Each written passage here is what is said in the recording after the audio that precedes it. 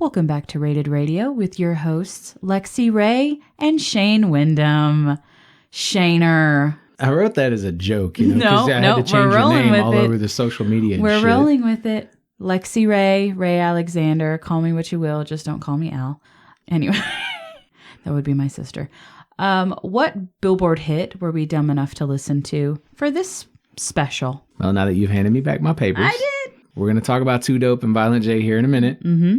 First, we're going to get this Billboard out of the way. Yep. So the Billboard hit I picked was Victoria's Secret by Jax. Why? I have no idea, but I picked it. Sounded... Sure. It's not the first time you've heard this. You've heard mention of this song. I'm spoiling something. I was over here thinking it was the first time I'd heard it, but no, you're right. Because of the stores. The stores? No. Oh my God. No, I'd really never heard of this song. I mentioned it in a past episode. Oh.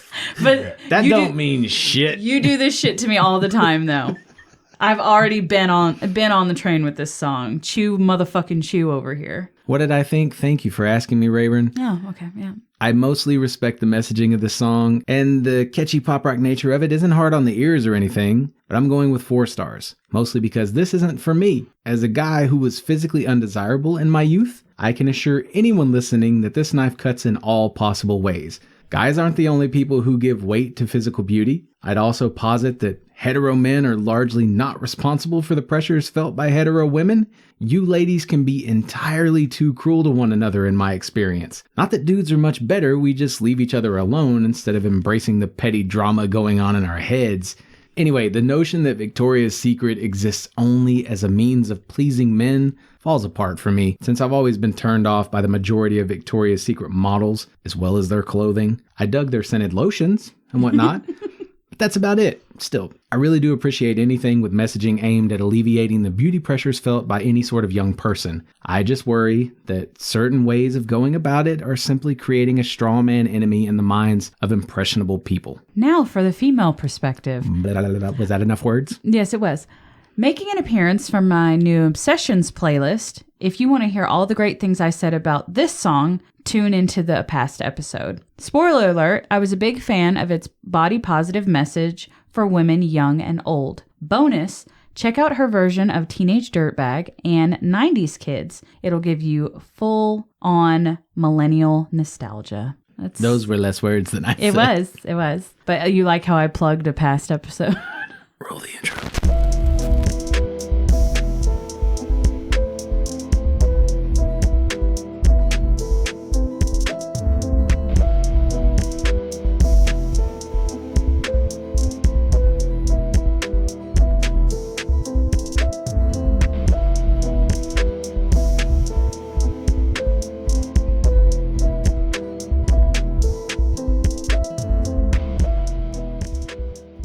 It's really gruff. Roll the intro. Before we get into this, ICP was actually not in our jam jar. No way. I don't believe it. Who the fuck are you people listening to this show and not sending us recommendations for the Insane Clown Posse? I don't know. Maybe you're here because you think they're garbage. Maybe my co-host will help us with that opinion. I don't know. Let's get into it, shall we?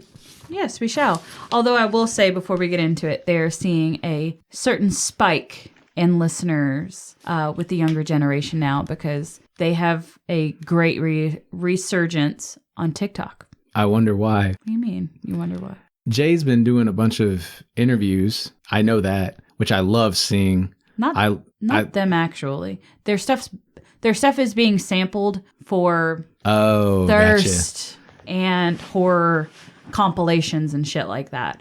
So literally, if you go and go to their Spotify page, the top 5 songs are all the songs that have had a resurgence on TikTok that people are using. The chop, slide, axe, hocus pocus, all of them are up there because they've gained popularity through that platform. Well, there we go. Can't knock TikTok too much, yeah. Good for them. Make your money, guys. Mm-hmm. So you're leading. I am. Not sure how to feel about that, but you are. I am. Let me lead this dance. So the first album that we covered by ICP is Riddle Box from 1995. Now, before we get into it, I rated these all together? Nope, I didn't do that. Okay. You can. That's fine. I'm gonna do it, but as a collective, one to 6, right? Yes, 1 to 6. I rated ICP versus Insane Clown Posse, but I didn't verse the two. I just was like, it's all their works. So anyway, I'm being too wordy. Yeah, it was just a way for me to put ICP and Insane Clown Posse in the title. You know? So I couldn't give Shane what he wanted and actually pit them against each other. Where did you rank it, Rayburn? I rated it. Damn. 3rd. This was my middle of the first deck. Okay. This is going to get so confusing. I gave it 3 5s out of 16 tracks. 13. Come on. No comment. All right. My top track was Headless Boogie. Little something. Okay. You got a little something. And my bottom track is Intro. Interview for me. Okay. On par, the skit aspect of it. I don't know. I like the intro. Go ahead. Tell me what you thought about the album as a whole. With this being just the start, hold on. It's not, by the way, to clarify. It's not the start of our special. It's the start of our special. Yeah, that's what I mean. With this being just the start of our special, this horrorcore duo's take on dark and playful shock rap really start off by being silly with this one. But don't worry, it does not cease to disappoint. My only knock was that this album could have been a much stronger contribution without the skits taking the space of promising contributions. Okay. That was painful to get out. Hard one to read? Yeah. Horrific, humorous, and irreverent. This classic of 90s underground rap would serve as the blueprint for most ICP albums to come. While it's lacking some punchy choruses, it is also wonderfully raw in spite of the crisp production. Not my favorite, but still near and dear. One I just have to let spin whenever it comes on. Moving on to our next album, The Great Milenko from 1997. This was my top album. Top, yep. Mm-hmm. I gave it 6 5s out of 16 tracks. 16. Whoop, whoop. I'll do it again. Wow. Speaking of, Topanga, I follow Boy Meets World, their podcast. Surprisingly, Topanga from Boy Meets World, she's a big juggalo. I say things. Okay, you know, I know. just saw her recently because whoever did the video of like when you're a boy and you first see Topanga or Topanga. Yeah. You seen that? Yeah. And then he actually meets her later on. Mm-hmm. Like, okay, she's got to stop coming out of nowhere. Like, you did this to me as a kid. My dick can't get any harder. Apparently it can, finding out she's a juggalo. Jesus Christ. Now, that's a juggalette, by the way. Whatever. Maybe not, though. I don't know. We live in this trans world. Who knows? Topanga can be whatever the fuck she wants to be. I think she's earned that right. She's a jugga-they. All right. Okay. Let's talk about Milenko. She's a juggalette. Can't sidetrack me on Milenko. Sorry. Come on. All right. So my top track was classic What Is a Juggalo? I love that song. Under the Moon. And my bottom track is Pass Me By. Just like that. So one thing I want to say about Pass Me By is it's reminiscent of the Minecraft loading music in the background. Okay. Give it a listen with that in mind and you're like, oh, yeah, kind of. Anyway. It only existed like 15 years I know before. that, but it's what it reminds me of. Anyway, this defiant and darkly catchy duo does not disappoint when expanding on the Juggalo culture. They ride the shock factor train while simultaneously creating great songs for fucked up people. Hey. Violent J and Shaggy 2 Dope. Here we are. Violent J and Shaggy 2 Dope are surprisingly talented in some very humorous, fucked up, and unexpected ways. For me, an unparalleled masterpiece of the genre. The sheer scope of epic sound design and both unique and imaginative variety continues to inspire me. For an album that's partially about magic, that is exactly how it feels to listen to this. While I'd love to buck popular trends by calling another album their best, my honest opinion is that Milenko remains their most polished of gems. Agreed. Hear, hear. Moving on to the next album from The Wraith, but we're only doing Hell's Pit. You know, I have to... Okay. I'm going to do a little story time here. All right. Because you keep doing what you do, the whoop whoop. So is there... I don't... and I would tell you why. Let me do the whoop whoop, Shane. So I also have a lot of ICP shirts, that sort of thing. Yeah. Sweaters and whatnot. I don't tend to wear them out in public. I don't know if you were standing with us, but we were at Six Flags one day waiting to ride like a kiddie type ride for, I don't remember who the hell was when with us. we were younger. Yeah. Okay. And like a dude came up to me, whoop whoop, what up, ninja? Like he was losing his shit. Like I was at the gathering or something, like just Looney Tunes, and he wouldn't stop and he wouldn't go away. And I mean, sure it was when we were in line for the Boomtown, right? I don't know. Like it's cool to say hi, I can't imagine what these dudes go through anywhere they go. Because I'd be with some other artists on this, like, I don't walk up to me just because I'm wearing a shirt and start losing your shit. Like I'm standing here with kids and, my fucking grandmother could have been there for all I know, which is fine. Were you embarrassed in that moment? Sorry. No, it was just really weird. There is this notion of family among juggalos, which I get. Like there's a shared mentality of, like I can appreciate something that a lot of people can't or refuse to or are embarrassed by or whatnot. Yeah. That doesn't mean that I want to, go crazy and start like putting on face paint and everything. Like while I'm standing in line for this ride, there was something. Do you want to hit him with a head nod? Like that's the extent of like, and I know. Yeah. Like, but we ain't got to make a big deal about it. Right. It could be a cool reaction. This is how we get bad names. We don't have to jump out and start dancing like clowns. You know what I mean? Yeah. I don't know. Anyway, put some respect on the title, man. Let's not make caricatures out of ourselves in this moment. Yeah. Yeah. Is that what it is? Yeah. I want people to love the group, not remember it for. Well, I'm not a juggalette or a jugga-they. So I'm doing the whoop whoop just because it's for shits and giggles. Not a let, not a low, not a they. Nope. All right. Anyway, what's next? I don't know why I sidetracked us. No, it's fine. Don't apologize. Next is Hell's Pit from 2004. This was my bottom of the 6. Agreed? Question mark? Yeah, these are, I'm going to get to it, but suffice it to say, no surprise, this is my season. I love all 3 of these albums. Yes, I'm aware. I gave it 1.5 out of 17 tracks. 13. My top track was In My Room. The Witch. And my bottom track was the intro. Real underground, baby. Okay.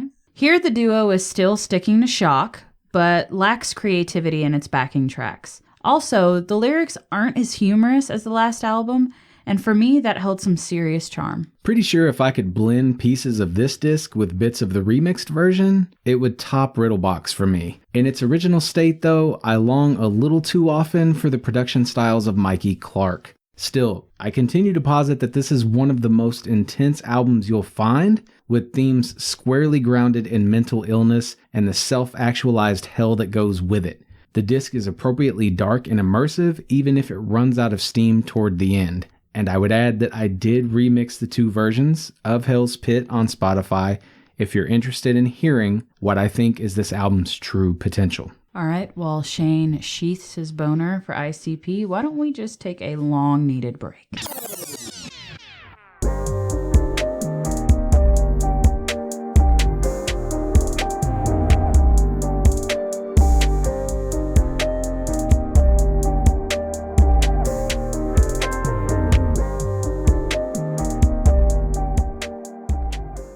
Sheath your boner. T-shirt ideas are floating around in my head. God almighty. Rated Radio, sheath your boner.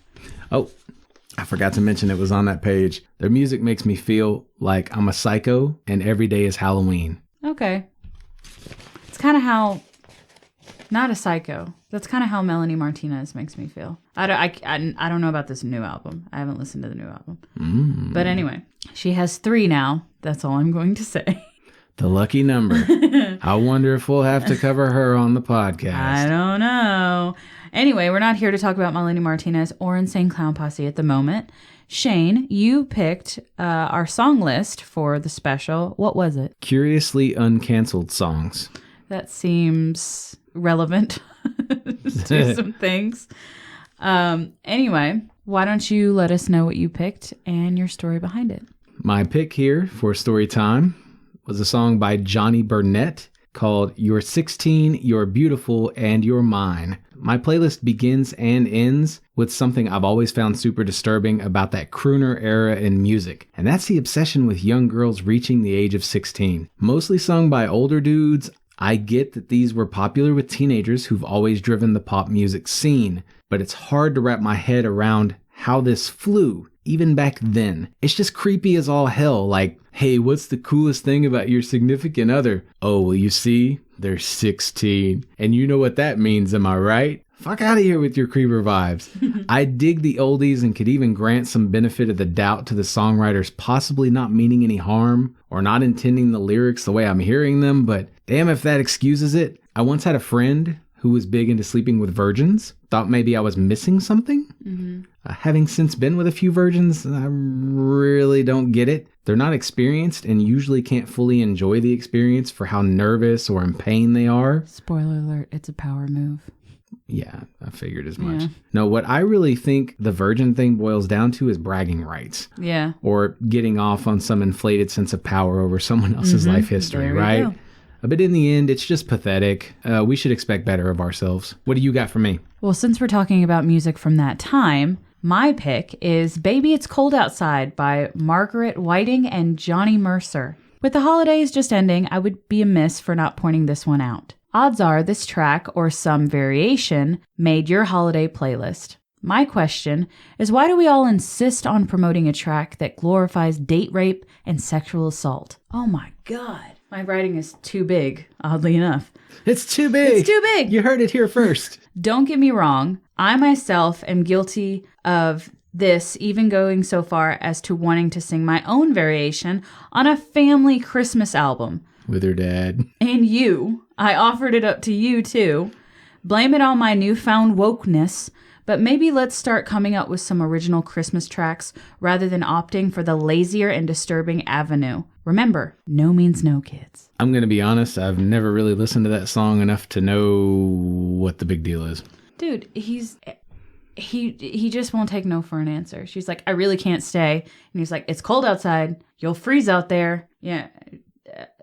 She even says, say what's in this drink. And I get it's implying alcohol, but at the same time, it's also, whether it's alcohol or some sort of something he put in her drink, it's implying that he needs to get her under some sort of influence in order to get her to stay for the night. You ever see two people like completely miss each other in text form because you can't read emotion via text? Yes. So that's kind of what I think of when I hear that song. Because, okay, I know those parts. I thought maybe it got worse or, one, I think it's just a clever idea for a duet. But two, it sounds playful. It sounds like they're... I know, but that's all under the assumption that she's cool with him not taking no for an answer. Yeah, like if you... That's what I'm saying. If you read the lyrics like in this particular way or this particular tone, like it could be taken that way, right? No means no. That's fine, right? Someone says no, leave them the hell alone. I'll agree with that completely. What I'm saying is the song always struck me as like they're being playful with one another. And maybe that's the... I think that things from this time, including your pick, things were more socially acceptable at that time, and women were getting married at 16. You know what I mean? Yeah. People were getting married younger. Men weren't exactly taking no for an answer, and women were just willingly accepting of that fact. It's like, he's just being a man, and I'm just being a woman. And I think I think both of our selections says more about where we were as a society at the time. And looking back on it, with our newfound wokeness. I was watching Peanut Butter Falcon the other day. And when Shia first meets the female lead in the movie, he comes on pretty heavy. Like just throwing question after question. She does not seem interested at all in answering and talking to him and giving up the, not giving up the ass, giving up like the information that he's seeking. She doesn't seem to want to be talking to him. That could be construed as a no. Like it's a dangerous game to play. Guys are now ceasing to talk to women because they'll be filmed somewhere, for talking to a lady, and people aren't meeting the way that they used to. Like it's almost like you have to meet on these online apps or you don't meet at all. Like I actually saw Shoe on Head just did a video about this, like, are women okay? And that was the title because she did one on men and got a bunch of hate for it. So I'm in complete agreement. No means no. Yeah. And yeah, sometimes people have to hear it a few times for whatever reason. Yeah. And I don't necessarily think that's okay. But yeah, there is a line to draw. It's weird. It's weird because I can, like, when my partner is pushy, or when he was a little pushier as teenagers, I found that attractive.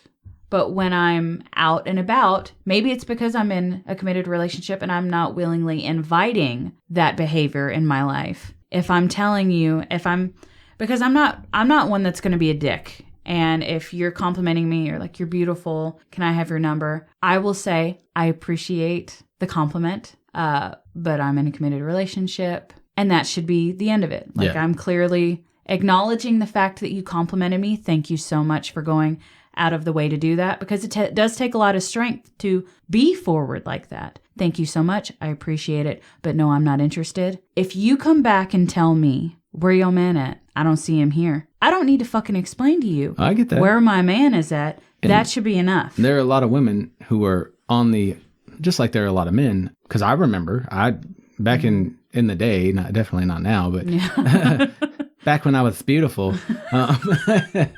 there were times where, somebody was not hearing my no, and it was actually a no. Yeah. You know what I mean? Yeah. But I didn't like it. Line. I didn't like that. There are people who do like that, who actually get upset because you don't push and you don't push. And I'm going way out on a limb for these dudes that I'm not like, because if I ask you for your number, or I ask you out on a date, or, whatever it is, and you tell me no, that's the end. Yeah. Like suddenly what I thought was interest in you is just gone. It's like a flip switched, and I was like, oh, okay. Yeah. You're not that you're ugly, just that I'm not attracted to you anymore, because I realize I'm not your preference. I have no business barking up this tree. I think there's a difference between a hard no, and there's if you're like, hey, you're beautiful, can I have your number? And say she is in a committed relationship, you don't know that. Maybe she's not really looking, but not closing herself off. And she hits you with I don't know, what are you going to do with it? That's not a no. Yeah. And it does leave it open-ended. So. But it's not a yes either. It's not a yes consent either. Consent has to be clearly expressed. I don't remember what the fuck. I'm going to send you a contract that we're going to get this notarized. Do you consent?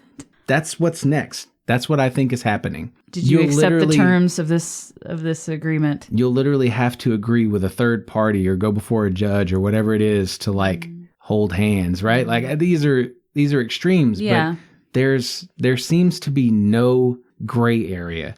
There's no. And I don't mean in real life, because in real life there is gray area. I mean the way that people are thinking about these things now is just dismissive. And they vary. It's just like, this is a horrible person because he saw someone that he thought was pretty. Mm-hmm. He doesn't know her, but he wants to try to know her. Yeah. And yes, it's because she's pretty, but if you're in a physical relationship that's committed, all you have to go on. Yeah, you have to start somewhere.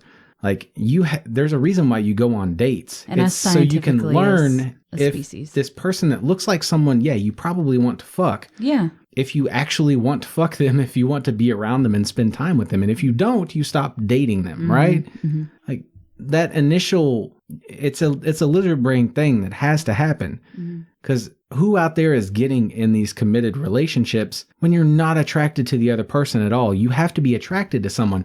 Now there are people. Now you're coming after the asexual community. Well, I'm not even going at them. I'm just saying that's most people, because there are people who they find attraction in someone's personality. Your dad talks about this constantly. Oh yeah, it has to come down to personality for him. That's what he finds attractive. And you get some of that in like, I'm turned off if you don't want me, right? Yeah. Like, okay, cool. That makes it easy. It's easy for me to move on because I got no business with you anyway. Why would I want to be with somebody that clearly does not want me? Yeah. Yeah. Be like having sex with someone that just lays there. Kind of just it ruins it for you. Yeah. Anyway. We did not mean to go down this avenue. It's Christmas time, baby. It's cold outside. Let's go talk about ICP some more, please.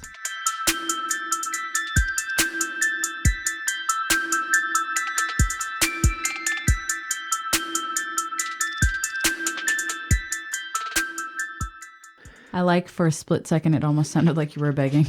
Please. Now that I've been canceled 10 ways to Sunday, it's okay. Let's continue. We're all If Jenna Marbles can get canceled. Anyway, Insane Clown Posse. Not to be confused with the Inner City Posse, the Insane Clown Posse. Yes, the Insane Clown Posse. The next album that we covered by them was Bang Pow Boom from 2009. This was my 4th album. As far as the second deck goes, bottom. I gave it 3 5s out of 17 tracks. 12. My top track was In Your Face. I found a body. Okay. And my bottom track was the intro. Miracles. Back to being a little more mischievous here and having a little bit more fun, adding a little more rock inspirations with some electric guitar. My only real critique is they can be a little bit too repetitive. I wouldn't call it mainstream, but this is definitely more fun and accessible on the whole, than what we've covered so far. A lot of the almost pop rock sounds will turn off certain fans, but I dig that Mikey Clark is back and that there's a little something here for everyone. Plenty of it's middling, but I'm here for it. The next album that we covered by Insane Clown Posse was The Mighty Death Pop from 2012. This was my runner-up. Top. I gave it 4 5s out of 18 tracks. 13. My top track was Forever.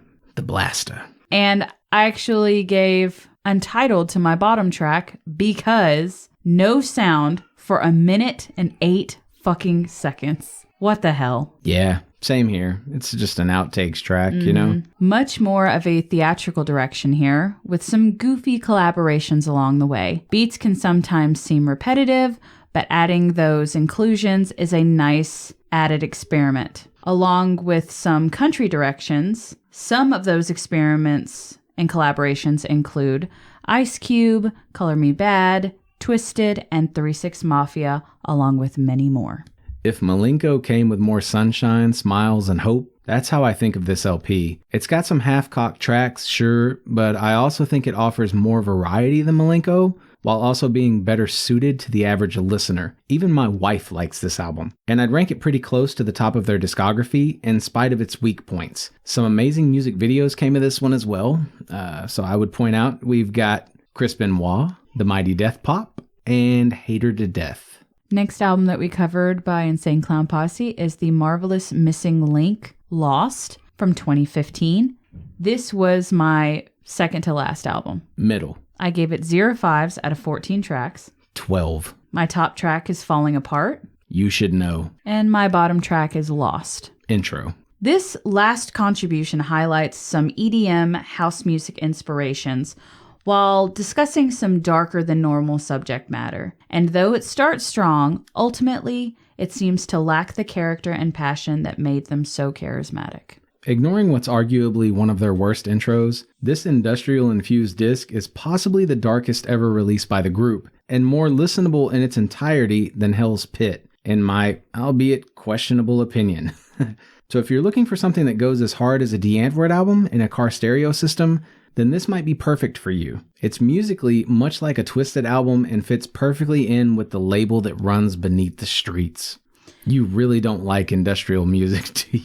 It's not that I don't like it. I was just listening to Lords of Acid. That's industrial music. Yeah. I have to be in the right mood for it, and I have to be in the right mindset for a specific type.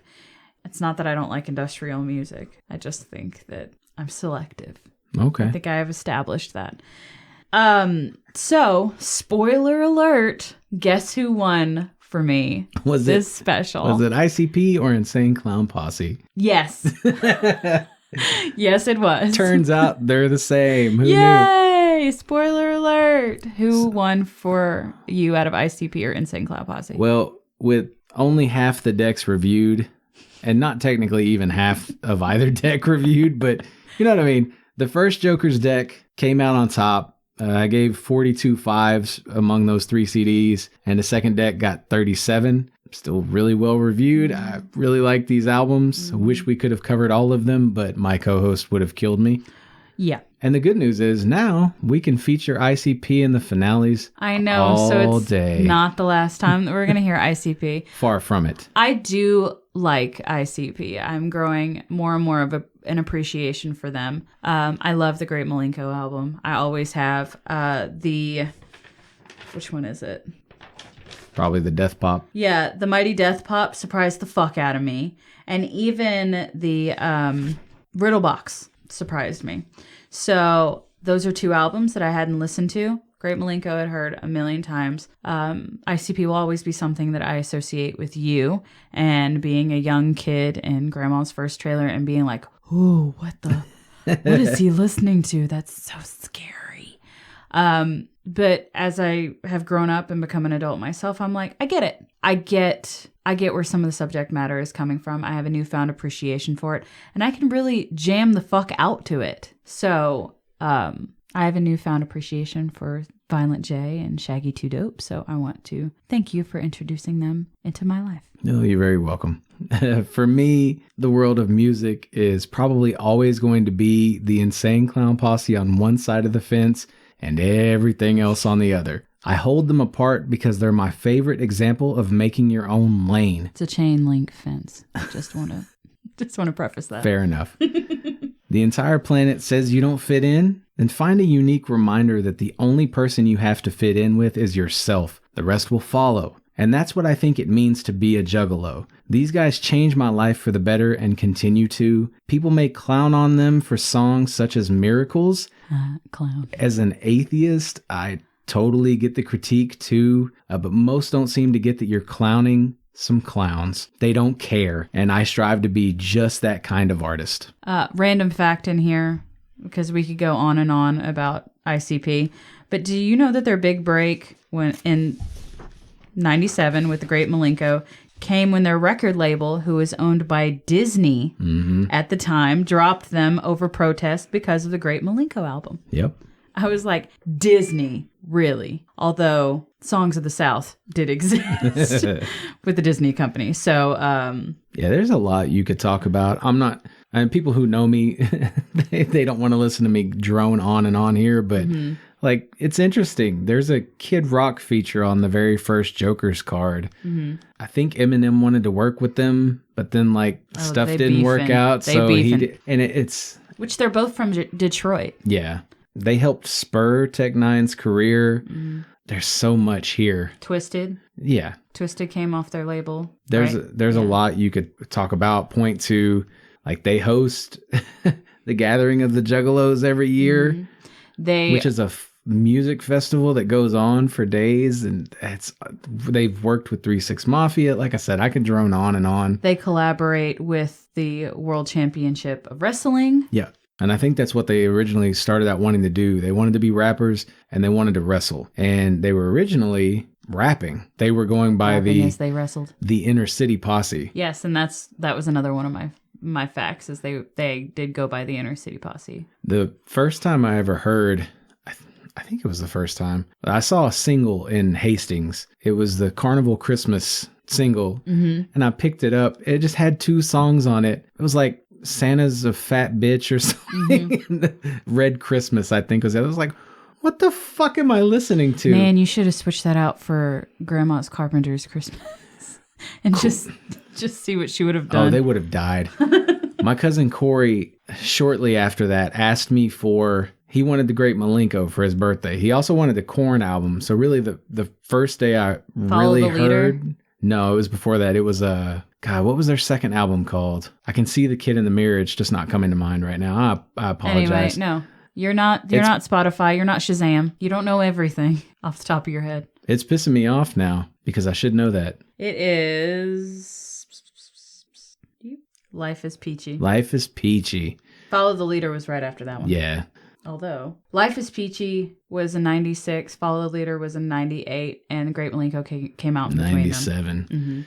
Yeah, so I heard both Korn and ICP in a totality on the same day because I was listening to these discs as we were driving to give Corey his birthday presents. And I did not want to get out of the car and go hand over the Great Milenko. You wanted to keep it? I wanted to keep it like a motherfucker. And I sat in the car. My mom went inside to where they were going to be having this birthday party. I sat out there for another hour or two listening to it until I knew I could hand it off And the moment we left that birthday party, we were going right back to the store and I was getting my own copy of Milenko. You psyched yourself out of giving, or you psyched yourself up in giving your cousin his own fucking birthday gift. Yep.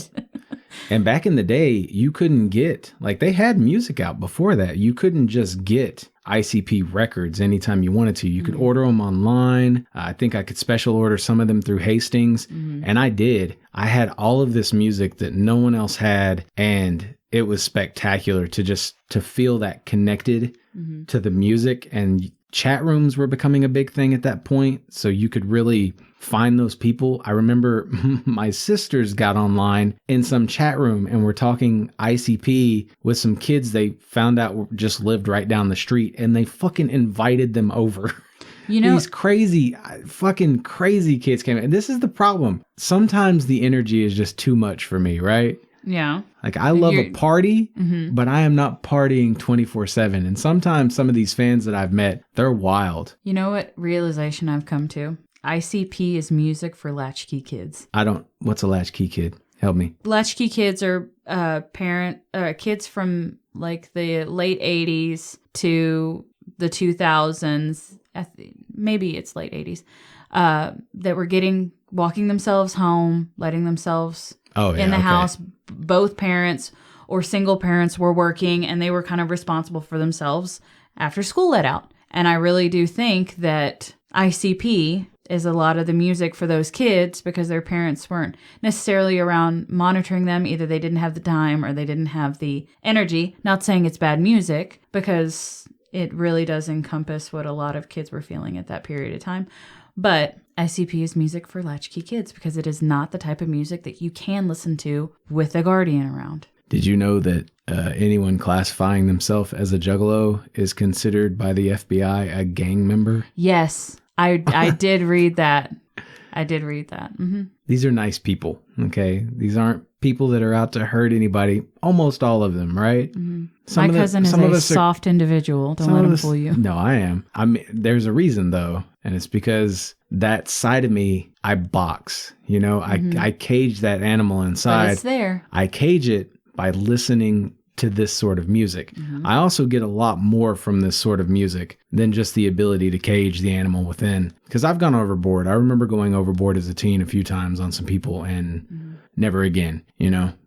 That's what most people fail to realize about devil worshipping music, shit like that, is most people are fucked up individuals, and instead of getting kids like the Columbine shooters or all these fucking kids that are lashing out and acting out, let them listen to their fucking music where they can get it out and then be productive members of fucking society, because everybody has that side to them. I don't care what you say. It makes me laugh. You know, the notion that the music is going to create, you know, violence in any form or fashion. Like, people all over the world are listening to this music. America doesn't have more school shootings because more ICP listeners are here, you know? And they say that about video games too. And it's the people who do this, they'll turn around and watch Game of Thrones for like, or pick up a bottle and then fucking kill their wives. Go target shooting. You know, they like to go shoot guns for fun. That won't ever lead to violence. You know, it's not music that kills people or video games that kill people,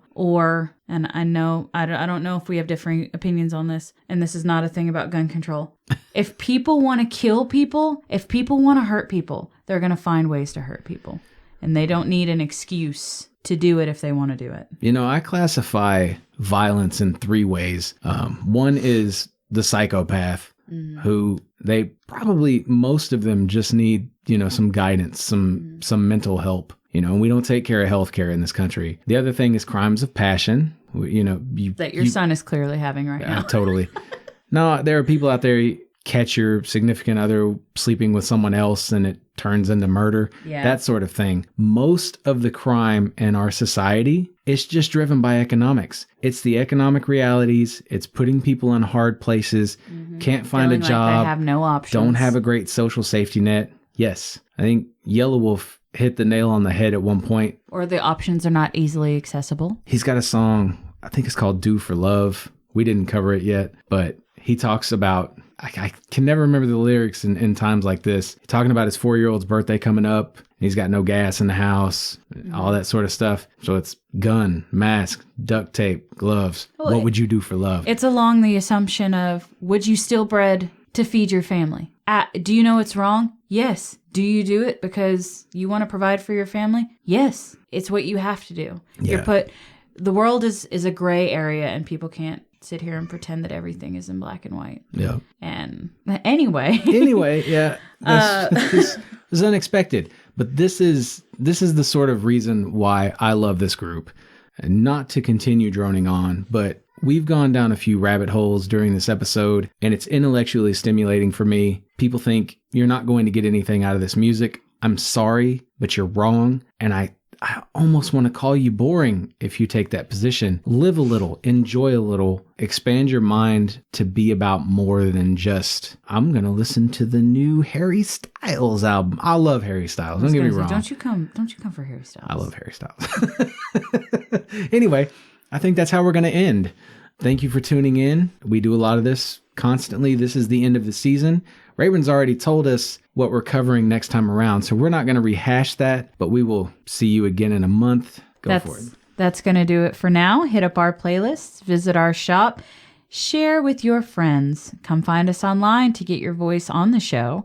And until next time, fill your world with music. And know that eventually my Juggalo ass is going to take us all the way back to basement cuts. Sorry if you have no idea what I'm talking about.